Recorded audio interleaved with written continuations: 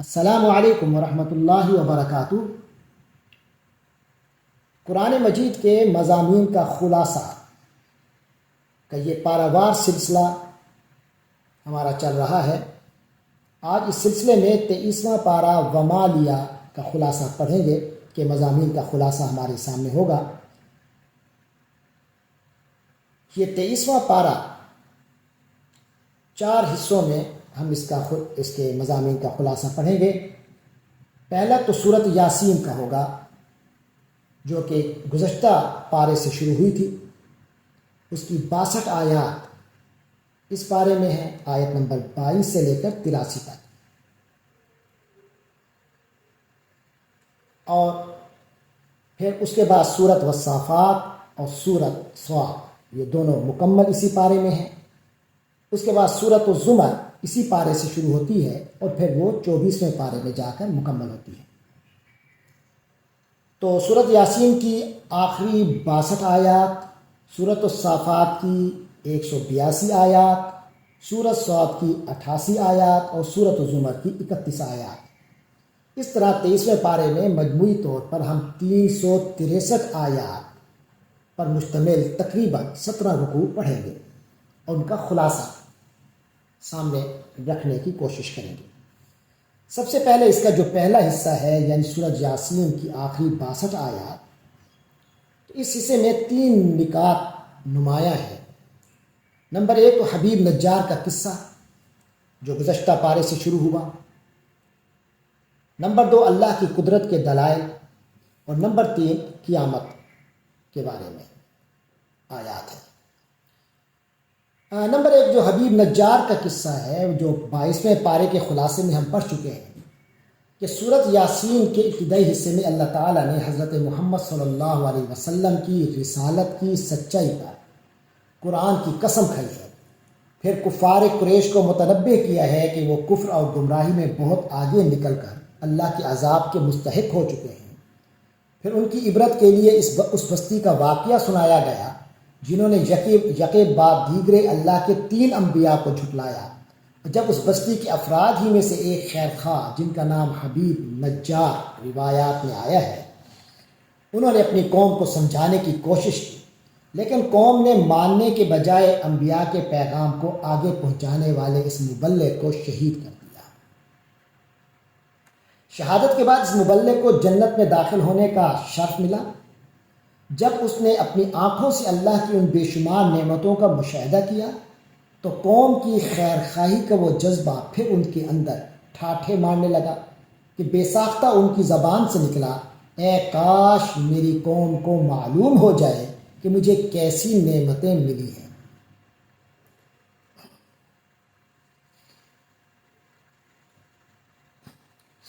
اس کے بعد اللہ تعالیٰ کی قدرت کے دلائل آئے ہیں۔ اللہ تعالیٰ کے وجود، توحید اور قدرت کے تکوینی دلائل جن کا ذکر قرآن میں بار بار ہوا ہے، ان میں 3 قسم کے دلائل یہاں دیے گئے ہیں۔ نمبر 1 مردہ زمین جسے بارش سے زندہ کر دیا جاتا ہے۔ نمبر 2 لیل و نہار اور شمس و قمر کا نظام، اور نمبر 3 کشتیاں اور جہاز جو سمندر میں چلتے ہیں۔ یہ سب اللہ تعالیٰ کی قدرت، تقدیر اور تدبیر کی آیات ہیں۔ اس کے علاوہ اللہ تبارک و تعالیٰ نے ایک ایسی حقیقت سے بھی پردہ اٹھایا جس سے اس وقت تک بڑے بڑے اہل علم بھی واقف نہ تھے۔ فرمایا وہ اللہ ہے، وہ اللہ پاک ہے جس نے زمین کی نباتات کی اور خود ان کے اور جن چیزوں کی ان کو خبر نہیں سب کے جوڑے بنائے۔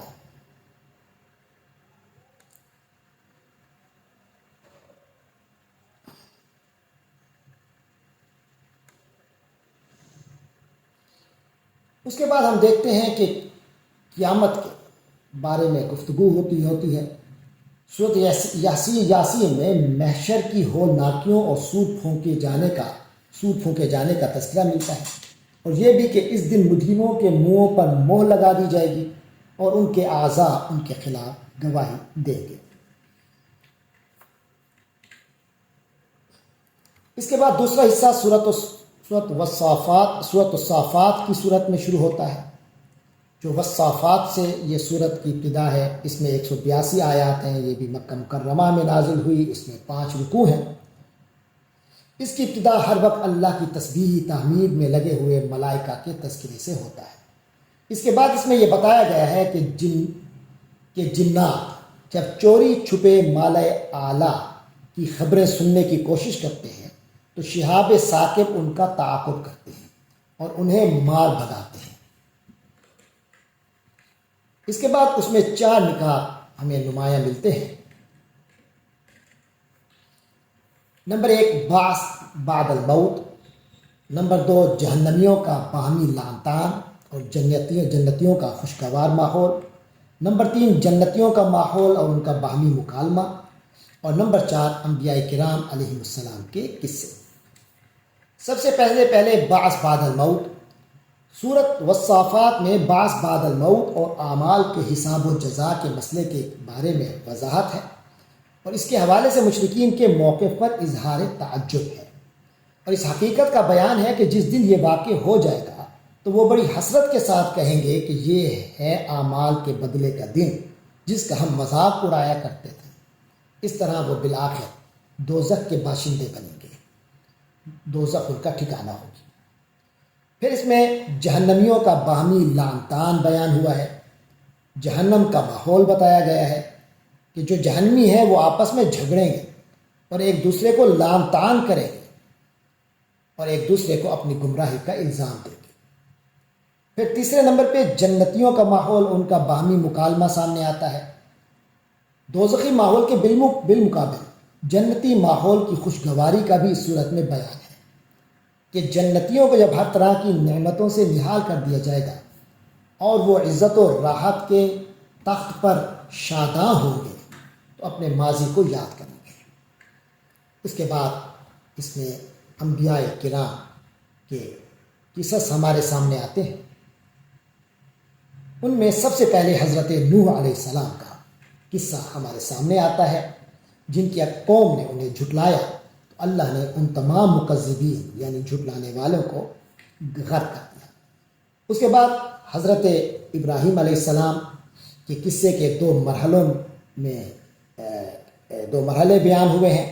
پہلے مرحلے میں ان کی دعوت توحید کا بیان ہے، جبکہ دوسرے مرحلے میں فدائیت کا وہ عظیم واقعہ بیان ہوا ہے کہ آپ کو حکم دیا گیا کہ اپنے بیٹے کو ذبح کریں، تو آپ اس کی تعمیر میں لگ گئے۔ بیٹا بھی راضی ہو گیا، آپ نے بیٹے کو پیشانی کے بل لٹا کر ذبح کرنا چاہا۔ فوراً اللہ کی طرف سے پیغام آیا کہ اے ابراہیم، تو نے اپنا خواب سچ کر دکھایا۔ بے شک یہ بہت سخت اور کٹھن آزمائش تھی، اب لڑکے کو چھوڑو اور تمہارے پاس جو یہ مینڈھا کھڑا ہے اس کو بیٹے کے بدلے میں ذبح کر دو، ہم نیکوکاروں کو اسی طرح نوازتے رہتے ہیں۔ تیسرا قصہ حضرت موسیٰ علیہ السلام اور حضرت ہارون علیہ السلام کا ہے۔ پھر چوتھا قصہ حضرت الیاس علیہ السلام کا ہے، جنہیں شام میں ایک ایسی قوم کی طرف نبی بنا کر بھیجا گیا تھا جو بعل نامی بت کی عبادت کرتی تھی۔ پانچواں قصہ حضرت لوط علیہ السلام کا ہے، ان کی قوم کا ہے۔ ان کی قوم بدترین قسم کی شہوت پرستی اور کفر کے اندھیروں میں ڈوبی ہوئی تھی۔ پھر چھٹا قصہ حضرت یونس علیہ السلام کا ہے، جنہیں کچھ عرصہ مچھلی کے پیٹ میں رہنا پڑا۔ ان قصص کے آخر میں ہے کہ اپنے پیغام پہنچانے والے بندوں سے ہمارا وعدہ ہو چکا ہے کہ وہی غالب اور منصور ہے اور ہمارا لشکر غالب آ کر رہے گا۔ اس کے بعد تیسرا حصہ شروع ہوتا ہے سورۃ صاد کی شکل میں۔ اس میں 88 آیات ہیں، 5 رکوع ہیں، اور یہ بھی مکہ مکرمہ میں نازل ہوئی۔ اس کی ابتدا میں اللہ تعالیٰ نے قرآن عظیم کی قسم کھائی، والقرآن ذی الذکر۔ اس کے بعد 2 نکات ہمارے سامنے آتے ہیں نمایاں طور پر۔ نمبر 1 مشرکین کی حماقت کا بیان ہے، نمبر 2 گزشتہ انبیاء اور ان کی اقوام کے کچھ واقعات ہیں۔ جہاں تک مشرکین کی حماقت کا بیان ہے، اللہ تعالیٰ کی وحدانیت اور اس کی عظمت کی آفاقی آیات کا ذکر کرتے ہوئے یہ بتایا گیا ہے کہ اللہ کی ذات کا شرک کرنے والے تکبر، حماقت اور جہالت کا شکار ہیں۔ اور ساتھ ہی یہ واضح کیا گیا ہے کہ تمام انسانوں اور موت و حیات کے پورے نظام کے لیے ایک اللہ ہی کافی ہے، اسے کسی کی شراکت کی احتیاج نہیں ہے۔ پھر گزشتہ انبیاء اور ان کی قوم کے واقعات ہمارے سامنے آتے ہیں۔ نبی اکرم صلی اللہ علیہ وسلم کو تسلی، قریش کی مذمت اور تسلی کے طور پر حضرت داؤد علیہ السلام اور حضرت سلیمان علیہ السلام کا قصہ اور ان کی شکر گزاری کا بیان، پھر حضرت ایوب علیہ السلام کے صبر کا قصہ ہے۔ اس طرح دیگر انبیاء کرام کے مختلف واقعات بھی اس صورت میں آتے ہیں۔ اس کے بعد چوتھا حصہ اس پارے کا وہ ہمارے سامنے سورۃ الزمر کی ابتدائی 31 آیات کی شکل میں آتا ہے۔ ویسے سورۃ الزمر کی ٹوٹل 75 آیات ہیں، 31 ہمارے اس 23ویں پارے میں ہیں اور باقی 44 آیات اگلے پارے 24 میں ہیں۔ اس کے رکوع 8 ٹوٹل۔ تو سورۃ الزمر کے اس ابتدائی حصے میں جو ہمارے 23ویں پارے میں ہے، اس میں 3 نکات ہمارے سامنے نمایاں آتے ہیں۔ نمبر 1 قرآن کی عظمت، نمبر 2 شرک کی نفی اور توحید کی تلقین، اور نمبر 3 جنین کے حوالے سے قرآن کا علمی معجزہ۔ جہاں تک قرآن کی عظمت کا بیان ہے، اس صورت کی ابتدا ہی میں قرآن مجید کی عظمت کو بیان کیا گیا ہے کہ اس کا نازل ہونا اللہ کی طرف سے ہے جو غلبے اور حکمت والا ہے۔ اس کے بعد رسول اللہ صلی اللہ علیہ وسلم کو خطاب ہے کہ ہم نے اس قرآن کو آپ پر نازل کیا ہے، حق کے ساتھ نازل کیا ہے کہ عبادت کو اللہ کے لیے خالص رکھیں۔ گویا اس میں حضور صلی اللہ علیہ وسلم کے واسطے سے تمام مسلمانوں کو حکم دیا گیا ہے۔ گویا قرآن وہ بنیادی سرچشمہ ہے جس سے عبادت، اخلاص اور دین کے سوتے بہتے ہیں۔ اس کے بعد شرک کی نفی اور توحید کی تلقین کا بیان ہے، تلقین ہے۔ اس کے بعد تو مختلف آیات میں انداز بدل بدل کر شرک کی تردید اور اللہ تبارک و تعالیٰ کی وحدانیت پر تکوینی دلائل اور براہین قائم کیے گئے ہیں۔ شرک کی نفی اور توحید کی تلقین کے لیے اللہ تعالیٰ نے اس صورت میں مشرک کی مثال اس غلام کی سی دی ہے جس کے کئی آقا ہوں، اور مواحد کی مثال اس غلام کی سی ہے جس کا ایک ہی آقا ہو۔ اس کے بعد تیسرا موضوع جنین کے حوالے سے قرآن کا علمی معجزہ۔ ماں کے پیٹ میں انسان کی تخلیق کا ذکر کرتے ہوئے فرمایا گیا ہے کہ اللہ تعالیٰ تمہیں ماں کے پیٹ میں 3 تاریکیوں میں پیدا فرماتا ہے۔ یہ قرآن کا علمی اعجاز ہے جو اس نے تقریباً 1450 سال پہلے بتایا، جبکہ موجودہ دور میں ڈاکٹر حضرات نے اس حقیقت کا انکشاف کیا ہے کہ جنین جس میں رہ رہا ہوتا ہے وہ بظاہر دیکھنے میں ایک ہی پردہ معلوم ہوتا ہے، لیکن حقیقت میں وہ 3 پردے ہوتے ہیں۔